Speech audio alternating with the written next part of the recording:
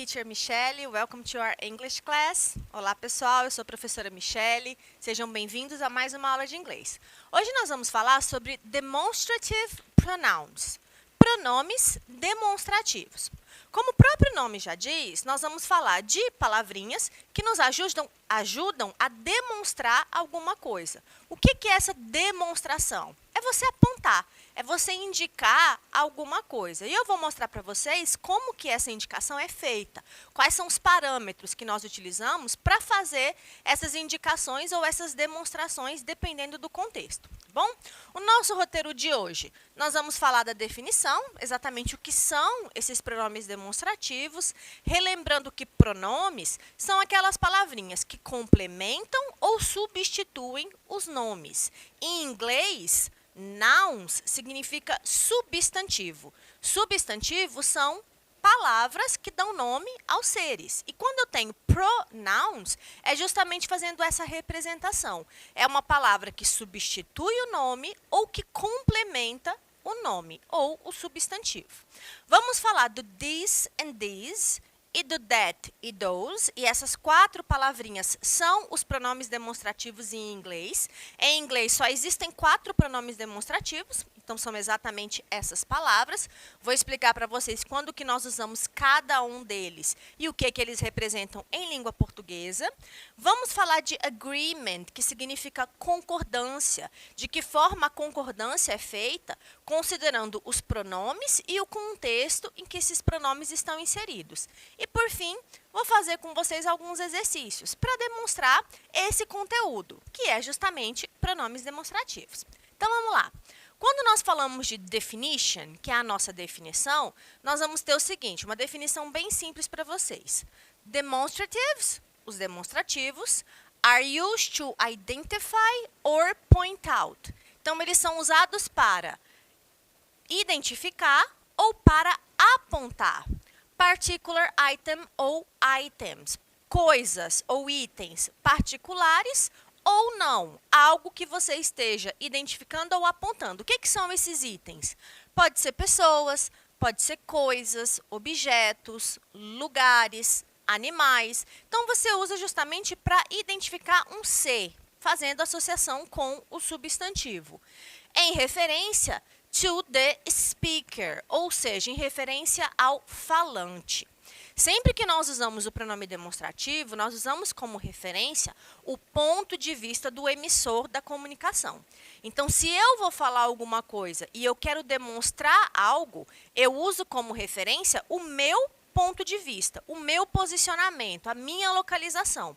Então, quando nós falamos em português, este, esta, isto, aquele, aquela, aquilo, eu estou usando como referência o meu local, o meu ponto de vista. Então, por isso que a gente sempre fala do emissor, é o speaker, o falante da oração, considerando a proximidade e o número, ou seja, se o falante está perto ou longe daquele elemento que ele está destacando e se o falante está falando de algo no singular ou no plural.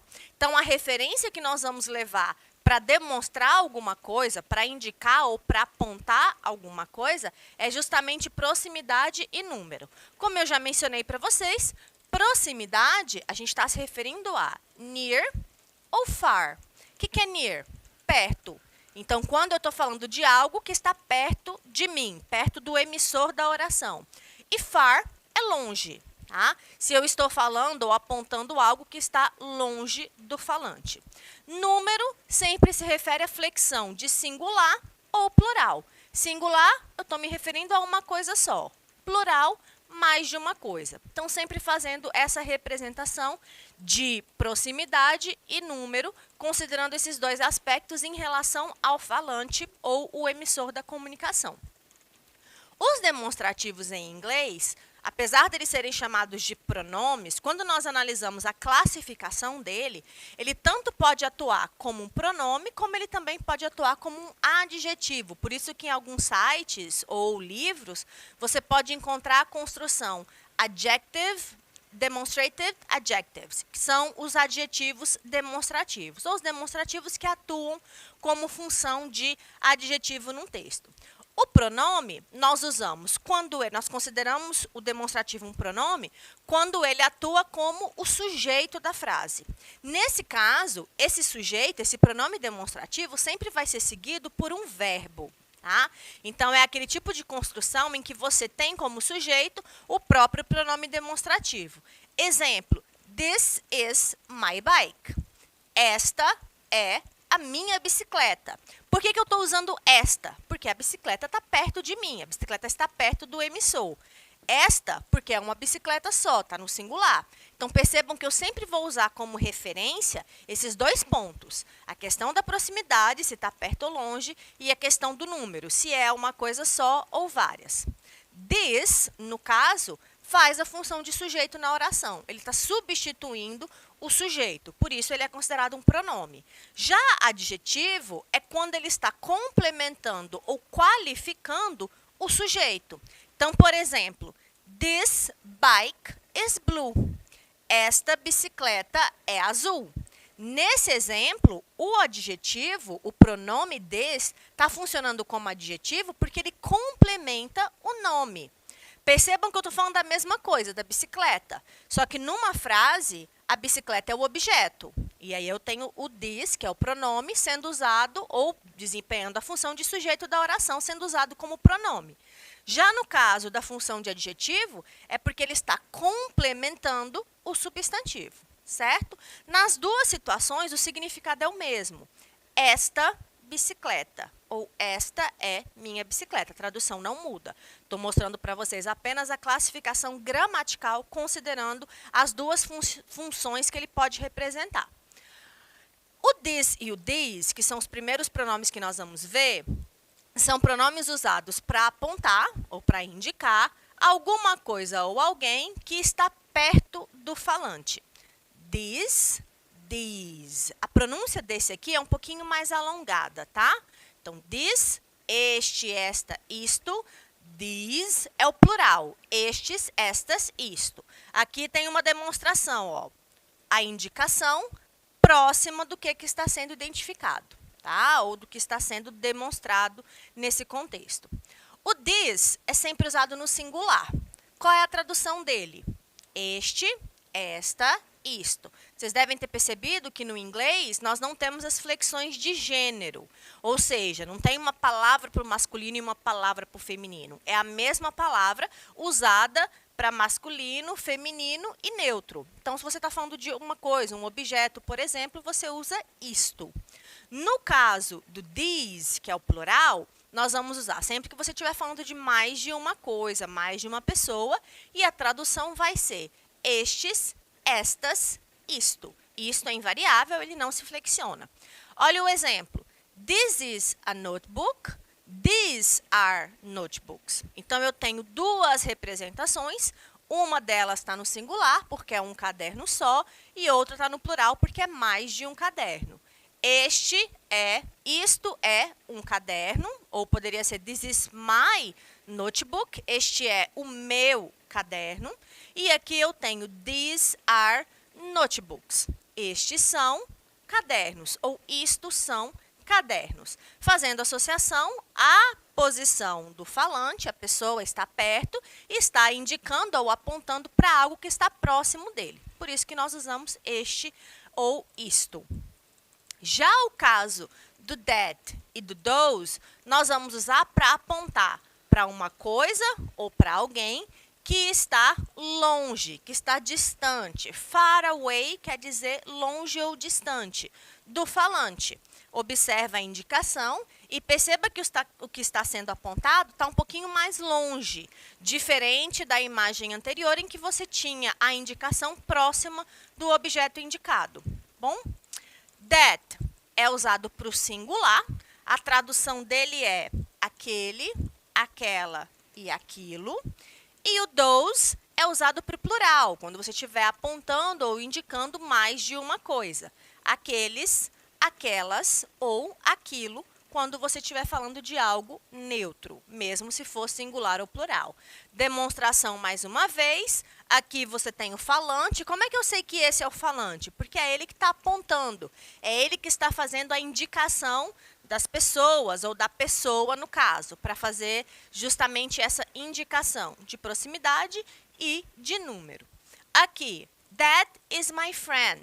Aquele é o meu amigo. Se o amigo estivesse perto, como é que seria? This is my friend. Este é o meu amigo. Ou esta é a minha amiga, porque estaria próximo do falante. Como aqui está longe, está distante, então você usa o that. That is my friend. Aquele é meu amigo. Those are my friends. Aqueles são os meus amigos. Nesse caso, os amigos estão distantes. Mais de um amigo, está no plural. Por isso que eu usei those. Ok? Pessoal, pronome demonstrativo, então, são essas 4 palavrinhas apenas. E para você determinar o uso delas, é sempre considerando o falante e a questão da separação. Se está perto, se está longe, se é singular ou se é plural, tá bom? São 4 palavrinhas apenas. O that e o those, né, esse pronome, é importante a gente destacar que o pronome that em inglês, ele acumula mais de uma função. That, nesse conteúdo que nós estamos discutindo hoje, se refere ao pronome demonstrativo, aquele, aquela, aquilo. Só que that, muitas vezes na língua inglesa, ele é usado no meio da frase para representar o pronome relativo. Nesse caso, o significado ou a tradução dele é outra, ele vai significar que.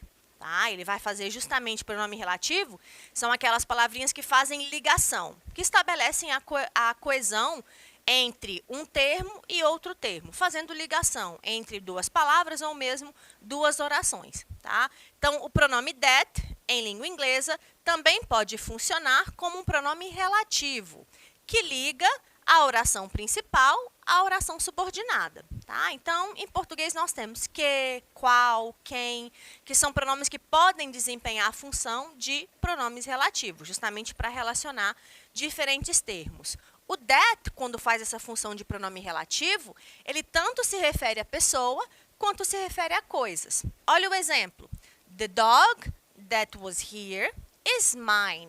Então, aqui é o pronome that, ó, fazendo a ligação entre um termo da oração e o restante. O cachorro que estava aqui é meu. Então, perceba que o that em inglês nem sempre vai significar aquele, aquela ou aquilo. Para você identificar isso, para você encontrar essa tradução, você tem que analisar o contexto, tá bom? Então, se eu fosse colocar aqui, o cachorro, aquele estava aqui, vai ficar sem sentido. Então, nesse caso, você tem que considerar, não. Então, neste contexto, provavelmente esta palavra está desempenhando uma outra função. Isso vai acontecer e acontece com grande frequência em inglês. Falando de agreement, nós vamos mencionar rapidamente a questão da concordância, tá? Porque como vocês já viram, em inglês a concordância funciona diferente da língua portuguesa, né? O que é a concordância? É você combinar os elementos gramaticais considerando se eles estão no singular ou no plural, no masculino ou no feminino. Então, em inglês, as concordâncias elas seguem diferentes estratégias ou diferentes metodologias do que a língua portuguesa. Então, por exemplo, em inglês, não tem, na grande maioria das palavras, a concordância de gênero. Palavra masculina, palavra feminina. Em sua grande maioria, isso não existe. Outro caso que é diferente do português é a questão dos adjetivos. Adjetivo em inglês não vai para o plural, como acontece em português. Por exemplo, olhos azuis, você fala em português, mas em inglês, blue eyes. Não muda, tá? Porque o azul é o adjetivo e adjetivo em inglês não vai para o plural. Mas quando se fala dos pronomes demonstrativos, nós temos algumas concordâncias que são necessárias. Uma delas é essa concordância entre verbo, que nós vamos perceber do pronome, concordando com o verbo adequado. Isso a gente chama de number alignment, que é um alinhamento do número, ou seja, plural ou singular. Quando você usar o pronome no singular ou no plural na sentença, o verbo também deve ser conjugado no plural ou no singular. E isso quer dizer que pronomes e verbos vão concordar um com o outro, eles vão concordar entre si. Vou mostrar para vocês o exemplo, olha. Aqui, this is a car. Isto é um carro. Nessa frase, eu tenho a concordância. carro é um carro só, está falando no singular. Então, eu uso o pronome this porque está no singular. Se o meu pronome está no singular, o verbo is também é usado no singular. Se fosse plural, como é que seria? Cars, que é mais de um carro. These are cars. Isto são carros, tá? Ou se você quisesse usar o adjetivo possessivo, estes são meus carros, fazendo referência ao plural. Perceba, então, que acontece uma mudança, ó. This passa para these, is passa para are. Então, acontece uma flexão quando nós usamos o verbo to be. A mesma coisa se aplica se você estivesse usando, por exemplo, um verbo de ação. E aí, na conjugação, na terceira pessoa, você teria o S e nos outros casos você não teria, que aí seria a questão do singular ou do plural. Outro exemplo agora para coisas que estão distantes do emissor. That is my house. Aquilo ou aquela é a minha casa, fazendo referência, então, a um objeto que está no singular. Como eu usei o that, isso indica que é algo que está distante do emissor. Plural de that, those, que significa aquelas, ou aquilo, ou aqueles. Are é o plural de is. E our houses é o plural de nossas casas. Aqui eu mudei também o plural para a primeira pessoa, mas você poderia dizer aquelas são minhas casas, partindo do princípio que o emissor tem mais de uma casa. Tá? Mas eu coloquei nossas casas justamente para alterar também a pluralização da primeira pessoa, do adjetivo possessivo. O meu indica que pertence à primeira pessoa do singular. Nosso pertence à primeira pessoa do plural. Bom, então percebam que nós vamos ter essas modificações ou essas especificidades considerando a concordância. E aí, para a gente fazer um resumo da concordância, nós temos aqui: this é usado no singular para coisas que estão perto, these, plural, para coisas que estão perto, o that, singular, para coisas que estão longe, e o those, plural, para coisas que estão longe. Tá bom? Esses dois para coisas que estão perto do emissor, esses dois para coisas que estão longe do emissor. Lembrando sempre da questão da proximidade e da variação de número. Vou mostrar para vocês agora alguns exercícios, tá bom? Então, olha só. A palavra these em and the local utility plans to help promote these samplings to homeowners refere-se a. Normalmente, nós não observamos nas questões de Enem a gramática isolada. Então, de que forma que isso daqui pode aparecer ou pode se materializar numa interpretação textual ou numa questão que você vai responder. Os pronomes, eles são elementos que fazem parte do texto. E aí, quando você conhece os pronomes, automaticamente você está adquirindo vocabulário. Então, você consegue reconhecer que essas palavras, elas têm esse significado em língua portuguesa. Então, aqui eu sei que this está se referindo a estes, esta ou isto, caso, porque isto para coisas neutras, ele é invariável. Então, analisando o contexto, the local utility plans.